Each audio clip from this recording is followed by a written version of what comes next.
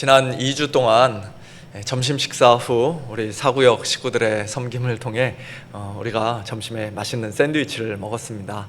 밥이든 빵이든 매주일 이렇게 각 구역이 돌아가며 식사 준비를 하시는 것이 결코 쉬운 일이 아닌데 참 우리 모든 구역장님들과 또 우리 모든 구역 식구들께서 참 그 일을 기쁨으로 감당해 주시는 것이 얼마나 감사한지 모르겠습니다. 정말 감사를 드립니다. 설교 시간에 샌드위치 이야기를 꺼낸 이유는요, 마가복음의 중요한 특징 중에 하나가 바로 샌드위치 구조이기 때문입니다.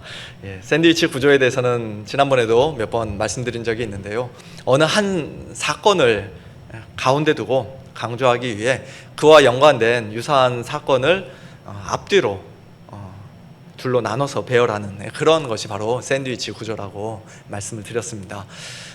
우리가 가장 최근에 살펴봤던 샌드위치 구조는 예수님께서 예루살렘 성전에서 장사하는 자들을 내쫓으시는 그 사건 바로 앞뒤에 열매 맺지 못하는 무화과 나무가 예수님께 저주를 받는 사건과 또 그 나무가 다음날 아침 보니까 말라 죽어있는 그와 같은 구조를 통해 이 열매 맺지 못하는 성전 또한 하나님께 이제 심판을 받게 될 것이다 라는 사실을 예수님께서 상징적으로 가르쳐 주신 그런 장면이었습니다. 그와 같은 샌드위치 구조가 오늘 본문에 또다시 등장합니다. 1절과 2절, 유월절과 무교절 명절을 이틀 앞두고 종교 지도자들이 예수님을 잡아 죽일 방도를 구했지만 백성들의 밀란이 두려워 이번 명절에는 하지 말자 그렇게 거의 포기하고 있던 차에 10절과 11절 가룟 유다가, 예수님의 제자 중 하나인 가룟 유다가 그들에게 가서 예수님을 넘겨주겠다고 하니 그들이 기뻐하여 유다에게 돈을 주기로 약속하고 유다는 예수님을 어떻게 넘겨줄까 그 기회를 찾는 그런 장면이 마치 샌드위치의 빵처럼 오늘 본문 앞뒤로 기록되어 있습니다. 그리고 그 중간에 오늘 본문 3절부터 9절까지 샌드위치의 핵심 재료인 이제 고기, 계란, 햄, 어떤 분은 지난번에 계란이 안 들어갔다고 많이 서운해 하시던데요. 소스, 야채 이런 것들이 이제 들어있는 것이에요. 즉 종교 지도자들과 가룟 유다의 죄악된 음모와 극명하게 대조되는 한 여인의 귀하고 아름다운 헌신이 그 전체 본문의 한가운데에 환하게 스포트라이트를 받으며 기록되어 있는 것입니다. 동일한 사건을 기록한 것이라 생각되는 요한복음 12장에 의하면 이 일은 유월절 엿새 전, 곧 종려주일 바로 전날 토요일에 있었던 사건으로서 예수님께 향유를 부은 이 여인은 나사로의 누이 마리아였습니다. 오늘 본문인 마가복음 14장에서는 언뜻 보면 그 일이 마치 유월절 이틀 전에 일어난 것 같지만, 그러나 1절과 2절 그리고 10절과 11절만 유월절 이틀 전에 곧 수요일에 일어난 사건이고, 3절부터 9절까지는 이미 며칠 전에 일어났던 일을 주제상 극명한 대조를 위해 일부러 여기에다가 배치하여 기록한 것으로 우리가 이해하는 것이 자연스럽습니다. 또한 요한복음 12장에서는 그 사건이 일어난 장소가 베단이었고 예수님을 위한 잔치가 벌어지는 그 자리에 나사로와 마르다와 마리아도 있었다고 말씀하는데요, 오늘 본문 3절에서는 그날 예수님께 식사를 대접한 집주인이 베다니 나병 환자 시몬이라고 말씀합니다. 나병 환자 시몬이 나사로, 마르다, 마리아와 무슨 관계가 있었는지, 단순히 잘 알고 지내던 한 동네 사람이었는지 아니면 그들의 아버지나 친척이었는지 우리가 정확히 알 수는 없습니다만, 이때 그가 나병에 걸려 있던 것은 분명 아니었을 것입니다. 여전히 나병 환자였다면 자기 집으로 사람들을 초대할 수가 없었겠죠. 아마도 예수님께 일찍이 고침을 받은 사람이 아닌가 싶습니다. 어쨌든 여기서 중요한 것은 나병 환자 시몬의 정체가 아니라 한 여자가, 마리아가 식사 중에 매우 값진 향유, 곧 순전한 나드 한 옥합을 가지고 와서 그 옥합을 깨뜨려 예수님 머리에 부었다는 사실입니다. 그 향유가 얼마나 귀한 것이었는지 오늘 본문에는 수식하는 말들이 굉장히 길게 적혀 있습니다. 평범한 향유가 아니라 값진 향유, 그것도 매우 값진 향유였습니다. 당시 인도산 최고급 향유인 나드, 그것도 짝퉁이 아닌 정품 나드, 순전한 나드가 담겨있는 옥합이었습니다. 또한 그것을 팔면 300데나리온 이상 충분히 받을 수 있었다고 오늘 본문에서 사람들은 이야기합니다. 한 데나리온이 일반 노동자의 하루 품삯이니까 300데나리온이면 거의 1년치 봉급에 해당하는 어마어마한 금액입니다. 오늘날 전 세계적으로 유명한 최고급 와인 한 병이 수만 불, 심지어는 수십만 불에 팔린다고 합니다. 상상이 안 되죠. 그렇게 비싼 거는 뭐 마시려고 사는 건 아닌 것 같아요. 잘 보관해서 소장하려고 그렇게 비싼 값을 주고 사는 것일 텐데요. 그런데 그렇게 비싼 와인은 뭐 아주 엄청난 부자가 아닌 이상 가지고 있지도 못할 뿐더러 설령 가지고 있다 할지라도 그것을 식사 중에 꺼내서 누군가에게 대접한다는 것은 결코 쉬운 일이 아닐 것입니다. 병뚜껑을 따서 정말 살짝 맛만 보시라고 이렇게 조금만 따라 드려도 막 손이 벌벌 떨릴 것 같은데, 집주인이 그것을 통째로 한 병 다 뭐 가져가시라고 이렇게 드리는 것은 보통 일이 아니죠.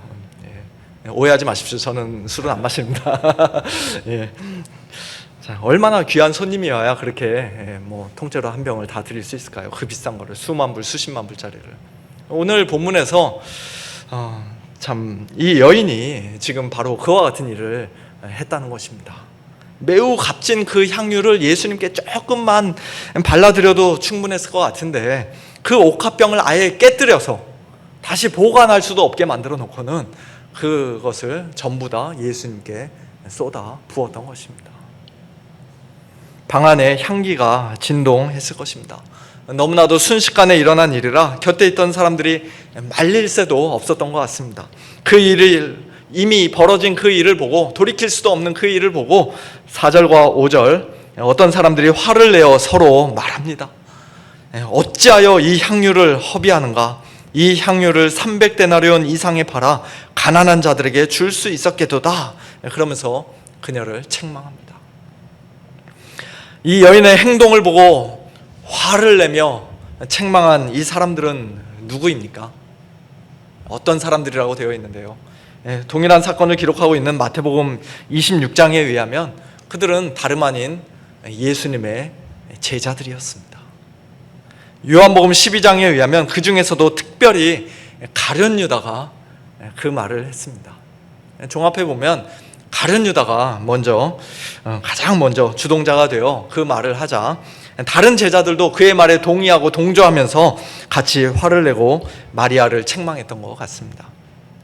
다른 제자들은 그 깨진 향유 옥합이 정말로 아까워서 그것을 가난한 자들 돕는 데 쓰는 것이 더 좋지 않았겠는가, 그런 마음으로 화를 내고 마리아를 책망했는지 몰라도 가룟 유다는 사실 그렇지 않았죠. 그는 가난한 자들을 생각했기 때문이 아니라 도둑이라서 그 말을 했다고 요한복음에서는 말씀합니다. 즉 가난한 자들 돕는 일에 써달라고 마리아가 자신의 향유 옥합을 통째로 바치면 유다가 300데나리온 이상 아주 비싸게 팔아 그 중에 일부는 공금으로 돈깨에 넣고 나머지는 자기가 중간에 슬쩍 훔쳐갈 수도 있었을 텐데 그 일이 물거품이 되어버리자, 그 일을 못하게 되자 화가 났던 것입니다. 그런 가룟 유다가 대제사장들에게 돈을 받고 마태복음에 의하면 은 30에 예수님을 배반하고 넘겨준 것은 결코 전혀 놀라운 일이 아닙니다. 그는 가난한 자들보다, 심지어는 주님보다 돈을 더 사랑한 사람이었습니다. 사실 가룟 유다와 같은 위선자가, 탐욕스러운 도둑이 이 여인에게 화를 내며 책망한 것은 별로 그렇게 이상한 일이 아니지만 참 성도인 다른 제자들조차도 가룟 유다와 똑같은 말을 하며 화를 내고 또 이 여인을 책망한 것은 참 놀라운 일이며 가슴 아픈 일이 아닐 수가 없습니다. 마리아 입장에서는 굉장히 큰 상처가 될 수도 있었을 것입니다. 그녀가 예수님을 위해서 행한, 정말 큰 맘 먹고 행한 그 너무나도 귀한 일이 허비라는 한마디 말로 완전히 매도되고 말았습니다. 그녀를 가난한 자들에게 아무런 관심도 없는 아주 차갑고 무정한 여인이요, 또 매우 값진 향유를 쓸데없는 일에 낭비해버리는 그런 어리석은 여인으로 사람들이 취급해버렸습니다.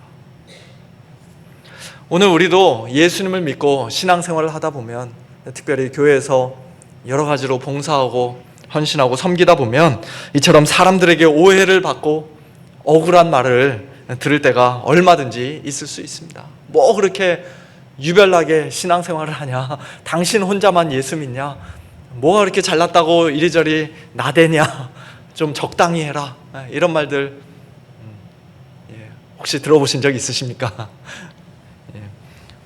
예수를 믿지 않는 불신자들에게 그런 말을 듣는다면야 뭐 그럴 수도 있지, 그러려니 하면서 얼마든지 넘어갈 수 있겠지만, 그러나 교회 안에서 동료 성도들에게, 심지어는 목회자들에게까지 그런 말을 듣고 비난을 받으면 정말 너무 속상하지 않습니까?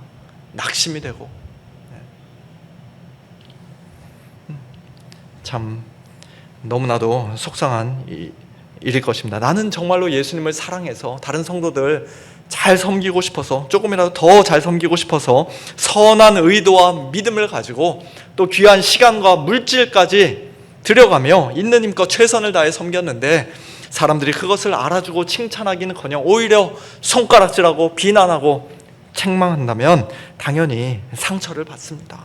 시험에 들고 그냥 다 때려치우고 싶은 것이 우리의 당연한 모습인지도 모르겠습니다.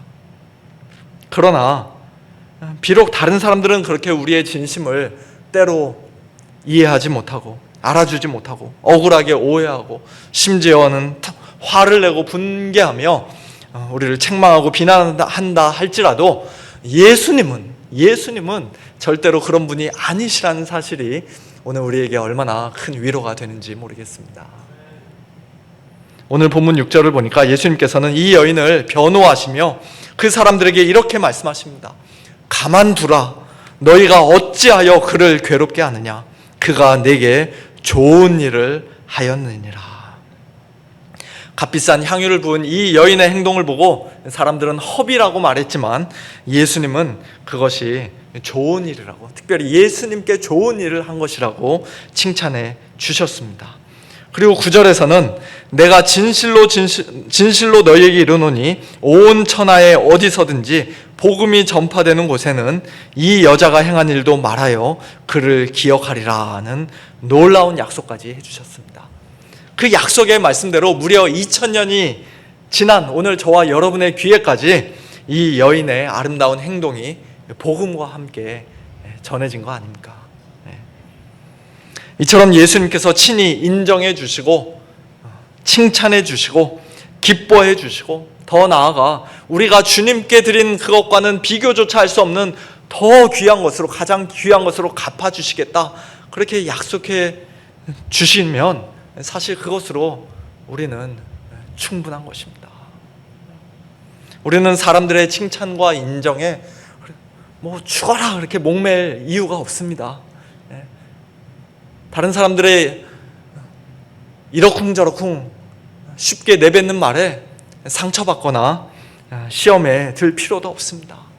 주님께서 알아주시고 칭찬해 주시고 인정해 주시고 기뻐해 주시면 그것으로 충분합니다.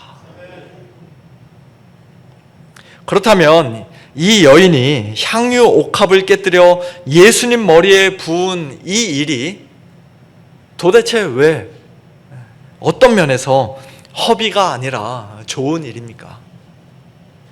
오늘 저와 여러분도 뭐 예배 시간마다 이렇게 뭐 하나씩 이렇게 귀한 거, 비싼 거 뭐 콸콸콸콸 쏟아 부으면 그게 주님 앞에 좋은 일, 아름다운 일이 되겠습니까? 꼭 그런 건 아니지요. 그 일 자체가 중요하고 좋은 일은 아니었던 것 같습니다. 그 이유를 예수님은 오늘 본문 7절과 8절에서 말씀해 주십니다. 가난한 자들은 항상 너희와 함께 있으니 아무 때라도 원하는 대로 도울 수 있거니와 나는 너희와 항상 함께 있지 아니하리라. 그는 힘을 다하여 내 몸에 향유를 부어 내 장례를 미리 준비하였느니라. 예수님 말씀을 잘 들어보십시오. 지금 여기서 대조가 되고 있는 것은 이 여인의 섬김의 대상이 예수님인가 가난한 자들인가, 그것이 아니라 항상 함께 있는가 아니면 항상 함께 있지 않은가, 바로 거기에 있습니다. 그것이 대조점입니다. 즉 가난한 자들을 섬기는 것은 덜 중요하고 나를 섬기는 것은 가장 중요하다. 그렇기 때문에 내 머리에 향유를 부은 것은 당연히 좋은 일이다. 예수님께서 지금 그런 뜻으로 하신 말씀이 아니라는 것이에요.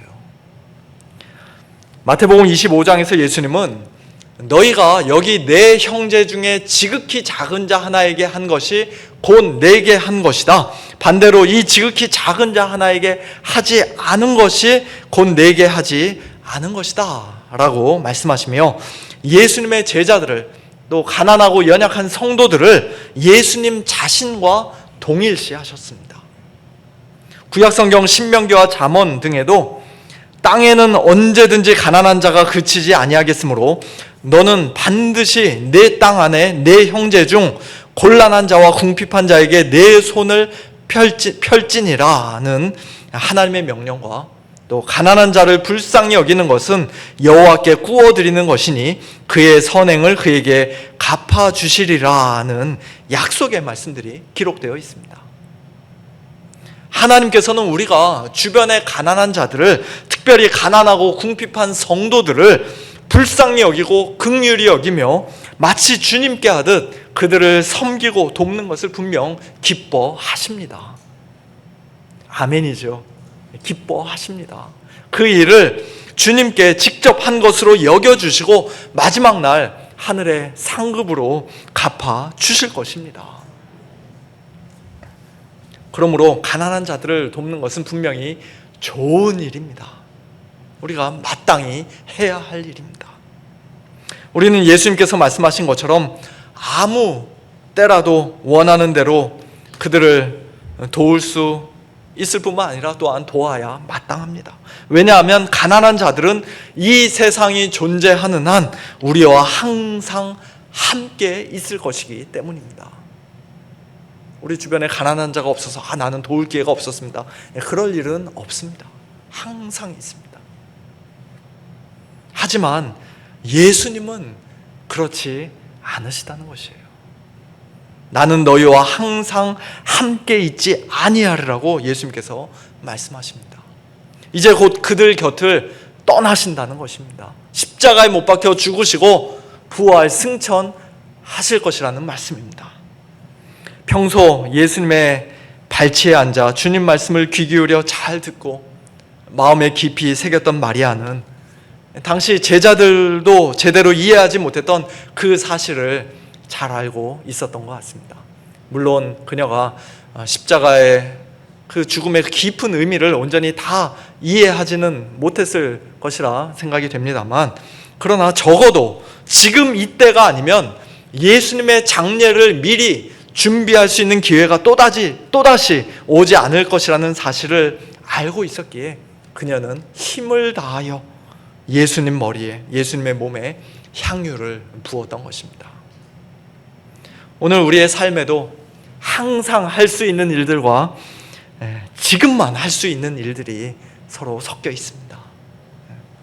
항상 할 수 있는 일들을 꾸준히 성실하게 하는 것도 물론 중요합니다만, 어떤 때는 오직 그때만 할 수 있는, 그때만 가능한 특별한 헌신을 우리가 믿음으로 결단해야 할 때도 있습니다. 그리고 그렇게 하는 것은 결코 어리석게 허비하는 것이 아닙니다. 올여름에 저희 아들을 비롯해서 우리 교회 집사님들 가정의 몇몇 자녀들이 대학생 선교단체에 에서 주관하는 단기 선교를 다녀왔는데요. 인간적으로 생각하면 솔직히 아까운 시간과 비용을 허비한 것처럼 보일 수도 있습니다. 차라리 그 시간에 인턴을 하든지 아르바이트를 하든지.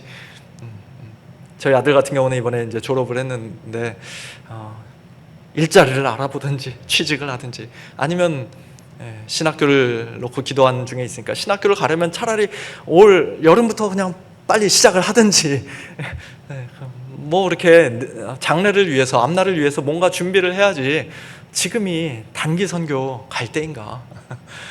그것도 뭐 1, 2주 정도가 아니라 3주 이상, 한 달, 그렇게 단기 선교를 가는 건 너무 심한 거 아닌가. 우리 어른들 입장에서는 충분히 그렇게 생각이 될 수도 있습니다. 그러나 우리 자녀들의 인생에서 이렇게 3주 또는 한 달이라는 시간을 내어 단기 선교를 다녀올 수 있는 기회가 늘 항상 있는 것은 아니지요. 나중에 본격적으로 이제 일을 하고 뭐 결혼을 해서 가정을 꾸리고 나이가 더 많이 들은 후에는 그렇게 시간을 내지 못할 수도 있습니다. 선교에 대한 열정이 지금과 똑같을 것이라는 그런 보장도 없습니다. 나중에는 가고 싶어도 어쩌면 건강이 허락되지 않을 수도 있습니다. 그런 면에서 볼 때 우리 자녀들은 지금 이 순간에만 할 수 있는 매우 특별한 일을 믿음으로 결단하고 헌신한 것입니다. 그들이 주님께 드릴 수 있는 그들만의 향유 옥합을 깨뜨려서 주님 사랑하는 마음으로 아낌없이 주님께 부어 드린 것입니다. 그들의 그 믿음의 헌신을 예수님께서 얼마나 기뻐하셨을까요? 허비한 것이 아니라 내게 좋은 일을 한 것이다 라고 분명 인정해 주시고 칭찬해 주실 것입니다. 2000년 전 마리아가 주님께 드렸던, 그리고 올 여름 우리의 자녀들이 주님께 드렸던 그와 같은 믿음의 특별한 헌신이 오늘 저와 여러분의 삶에도 풍성이 넘치기를 소원합니다. 일찍이 가난한 자들을 섬기기 위해 주님께 온전히 헌신하여 오랜 세월 헝가리에서 귀한 사역을 감당하고 계시는 우리 김은근 선교사님 네 분이 오늘 우리 교회에 방문해 주셨는데요. 지난 수요일에 선교 보고도 해주시고 오늘 또다시 방문해 주셨습니다. 며칠 뒤에 우리 헝가리에 다시 들어가시면 우리가 언제 또 다시 만나 뵙게 될지 알 수가 없습니다. 우리 교회 단기 선교팀의 선교사님들 계신 동안 헝가리에 다시 가기란 아마 쉽지 않을 것입니다. 간다 할지라도 아주 소수의 사람들밖에는 갈 수 없을 것입니다. 그러니 오늘 예배 후에 서로 반갑게 인사하시고 함께 식사하시면서 우리 선교사님 네 분과 귀한 사랑의 교제를 나누시고 또 따뜻하게 환대해 주시기를 바랍니다. 또 오늘 주보를 보니까 다음 주 토요일에 교회 대청소가 있다고 하는데요. 항상 있는 것이 아닌 이런 특별한 섬김과 헌신의 기회를 우리 성도님들 놓치지 마시기를 바랍니다. 더 근본적으로는 우리가 하나님의 말씀 배우는 일에 더욱 열심을 내고 헌신해야 합니다. 마리아처럼 주님의 발치에 앉아 말씀을 들을 때 내가 지금 하려는 이 일이 그저 허비하는 일에 불과한 것인가, 아니면 정말로 좋은 일인가를 바르게 분별할 수 있습니다. 그러므로 우리 교회에서 하는 리딩 지저스 성경 읽기나 하이델베르크 요리문답 또는 커피 브레이크 성경 공부 모임 등에 나중에 시간 되면 참여하겠다, 은퇴한 후에 하겠다, 뭐 그런 식으로 미루실 것이 아니라 하나님께서 오늘 나에게, 우리 교회에게 특별하게 허락하신 아주 특별한 기회로 여기며 믿음으로 결단하고 헌신하시기를 바랍니다. 저 보면서 이렇게 슬슬 도망 다니지 마시고요. 기쁨으로 참여해 주시기를 바랍니다.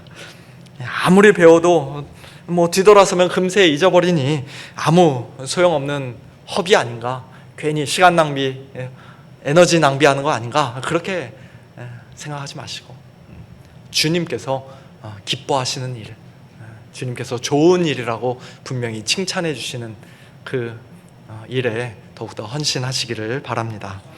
오늘 본문에서 이 여인이 한 행동은 분명 예수님을 기쁘시게 한 일이었으며 우리가 본받아야 할 훌륭한 모범임에 틀림이 없습니다. 제가 작은 일들을 예로 들어 말씀드렸습니다만 우리 인생 가운데는 이보다 훨씬 더 큰 것을 정말 주님 앞에 드려야 할 때도 있을 것입니다. 우리도 마리아처럼 하나님의 때를 잘 분별하여 우리의 귀한 것을 주님께 온전히 드릴 수 있어야 합니다. 쓰다 남은 찌꺼기를 그것도 아까워하며 인색함으로 억지로 드리는 것이 아니라 매우 값진 향유 곧 순전한 나드 한 옥합을 깨뜨려 참된 믿음으로 사랑과 감사함으로 기쁨과 자원함으로 주님께 드릴 수 있어야 합니다. 우리의 수고가 주 안에서 결코 헛되지 않음을 굳게 확신하는 가운데 견실하며 흔들리지 말고 항상 주의 일에 더욱 힘쓰는 자들이 되어야 할 것입니다. 그러나 이것 자체가 곧 복음은 아니라는 사실을 우리는 또한 이 시간 다시 한번 기억해야 합니다. 복음은 이 여인이 예수님을 위해 향유 옥합을 아낌없이 깨뜨렸다는 그 소식이 아니라, 그래서 이제는 우리도 그와 같이 우리의 것을 주님 앞에 다 드려야 한다는 그 소식이 아니라, 바로 예수님께서 이 여인을 위해, 그리고 오늘 저와 여러분을 위해 자기 자신을 아낌없이 다 내어주셨다는 그 소식이 바로 복음입니다. 예수님은 겨우 1년치 봉급 정도가 아니라 무한하고 영원한 가치를 지닌 자기 자신의 가장 거룩한 몸을 십자가 위에서 단번에 찢으시고 깨뜨리시고 가장 보배로운 피를 다 쏟아 부으심으로써 우리를 구원해 주셨습니다. 그 피로 저와 여러분의 더러운 죄를 머리부터 발끝까지 또 영혼의 가장 깊은 곳까지 깨끗이 씻어 주셨습니다. 그렇게 해줄 만한 어떤 대단한 가치가 있고 마땅한 자격이 있는 자들을 위해서가 아니라 하나님을 대적하고 하나님과 원수된 죄인들을 위해, 본질상 진노의 자녀들을 위해 예수님은 정말 어떻게 보면 완전히 말도 안 되는 허비를, 가장 어리석어 보이는 엄청난 허비를 하신 것입니다. 굳이 그렇게까지 하셔야 했는가라고 생각이 들, 그 일을 하신 것입니다. 그러나 우리 주님의 그 거룩한 허비 덕분에 자신의 모든 것을 아낌없이 다 내어주신 절대적인 사랑과 온전한 희생과 대속의 죽음, 그 허비 덕분에 오늘 저와 여러분이 새 생명을 얻고 영생을 얻었습니다. 그리고 이제 우리의 남은 인생, 우리의 생명을 주님께 다시 바치고 다시 돌려드리고 주님을 위해 아낌없이 쏟아부으며 거룩하게 허비하는 가장 복된 성도로서 이 땅에서 살아갈 수 있게 되었습니다. 로마서 14장에서 사도 바울은 이렇게 말씀합니다. 우리 중에 누구든지 자기를 위하여 사는 자가 없고 자기를 위하여 죽는 자도 없도다.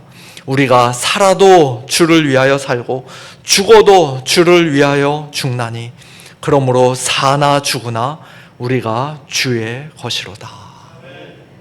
이것이 오늘 저와 여러분의 진실한 고백이 되기를 소원합니다. 살아도 주를 위하여 살고 죽어도 주를 위하여 죽고, 살든지 죽든지 또 먹든지 마시든지 무엇을 하든지 남들이 뭐라 하든지 주님이 기뻐하시면 그것으로 만족합니다. 주님을 기쁘시게 해드리는 것이 저의 유일한 소원입니다. 나는 나의 것이 아니요 주님의 것입니다 라고 진심으로 고백하며 날마다 고백하면서 우리 각자에게 있는 귀한 향유 옥합을 주님을 위해 즐거이 깨뜨리고 아낌없이 부어드리는 그런 복된 저와 여러분, 우리 모두가 될 수 있기를 예수님의 이름으로 축원합니다.